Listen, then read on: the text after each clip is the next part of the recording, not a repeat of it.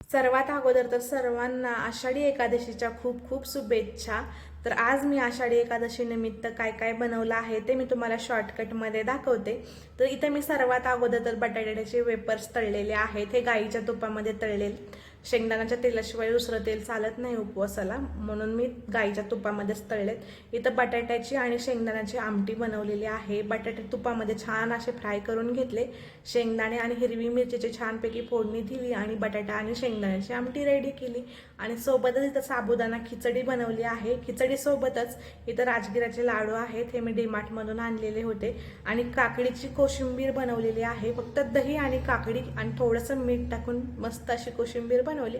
सोबत थोडंसं गोड म्हणून खजूर ठेवलेले आहेत। तर झटपट अशी आपली उपवासाची थाळी रेडी आहे। उपवास फक्त माझ्या एकटीलाच होता, मीच उपवास पकडला होता।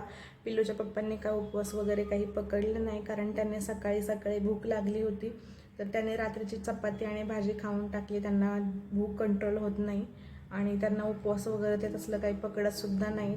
तर एकटीलाच उपवास होता माझ्या, पण खायला ते पण होते, म्हणून सगळ्यांसाठीच मी हे सर्व बनवलेलं होतं।